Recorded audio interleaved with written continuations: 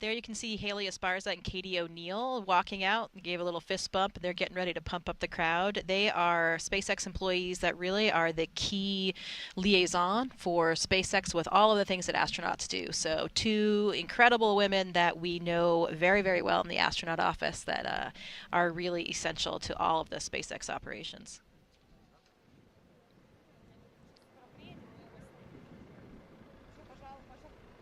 And we are getting close, less than 90 seconds before walkout. Officially happens at T minus 3 hours and 20 minutes. So among the crowd, we mentioned some of the VIPs earlier, and then we have a few loved ones there as well to see the crew off. So that last moment to wave to your spouse, to your kids, to whomever you have there supporting with you. And another special moment right before you get into those vehicles and make your way to the launch pad. And here they come. Crew-10 taking their first steps outside as they prepare for their journey to the International Space Station. From left to right, Kirill Peskov, Nichole Ayers, and McClain, and Takuya Onishi.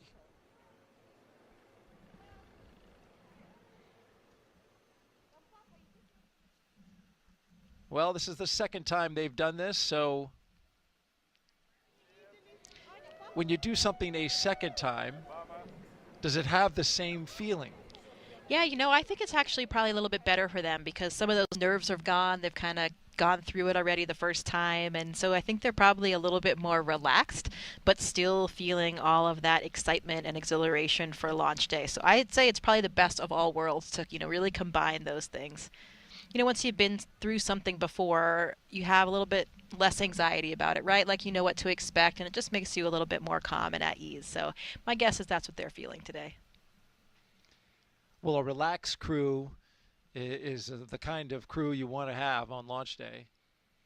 Absolutely. You can see the big smiles on all of their faces as they're looking out toward their loved ones, their families, friends, colleagues. I imagine the conversation is a little different than it was on Wednesday, right? Because you said your favorite goodbye words, and now goodbye again. Yeah. There, Yeah, so you probably had a pretty good view of the crew there when they came out, and I don't know if you noticed the height distinction between the crew, but Anne McClain is actually certainly not a short woman. She's taller than an average female. I think she's 5'7", maybe a little bit more than that. But in her crew, she's actually the short one. If you noticed, her crew is exceptionally tall. So they actually made an unofficial logo, which I love, and it has all the 3 crew members as giraffes and the 4th crew member of Anne as the panda on the crew. Here's a picture of that shirt actually modeled by my husband. And with your daughter watching and Yes, observing. yeah, she was observing. I think her Sweet favorite's girl. the panda as well because that's a childhood favorite of mine.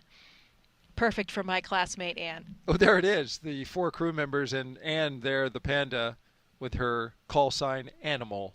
Animal. Yeah, that call sign was bestowed on her from her old rugby team, the Atlanta Harlequins. She played with them when she was in flight school. Doors are closing. Getting ready to blast their playlists, I assume. It's one of the cool aspects. I remember when I was the astronaut support person actually riding in the car with the crew back on Crew-2. Get to participate in that. They're blasting their personally designed playlists with some, real pump-up music for them. The lights are blaring on the escort cars, and it's a really exhilarating time. Did you rock out? Oh, yeah, certainly. Got to get pumped up. That launch was actually at night, which I think allows you to get even more pumped up with the lights and the music in the darkness. But beautiful weather day for what we're doing today. Can't complain. Speaking of the weather, Daryl, I'm glad we have such a sunny day because on that walkout, not sure if you knew about this, but Nichole Ayers, call sign Vapor, she is actually very anti-umbrella, stemming back to her days in the Air Force. I guess it's an Air Force an Air Force jet pilot thing where they're too tough for umbrellas, so they have to really stick it out no matter what the conditions are. And apparently Vapor is very religious about this. Even, no matter where she is, even if she's off duty, she will not use an umbrella. Some people say that this also carries over to all the military branches, but I talked to some Navy pilots last night, and they say, no way, like, certainly not. They use umbrellas, and even Anne told me today that she wasn't even aware at all about this thing about umbrellas. So, I think it's really just Vapor, at least on this crew, and definitely an Air Force thing. Which is interesting because the closeout technicians have umbrellas with them when there is a little bit of rain or mist in the air. Right. And so their job is to immediately cover and keep those suits dry. So I would be curious to see what Nichole would do. Yeah, you got to protect that suit, and that's exactly what I mean. It's a good thing we have no rain today, because I don't know what Vapor would have done. Right. Well, this was a nice moment here where the family and loved ones got to come up close to the open window of the vehicles as they are just minutes away from leaving and departing the ONC.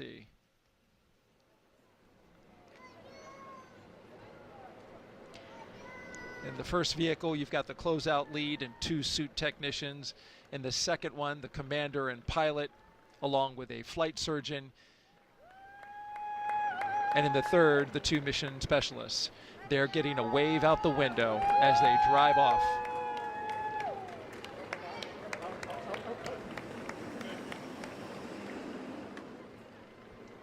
Here they go. Core on countdown. Crew have left the ONC on the way to the pad. We're on schedule. And we are off.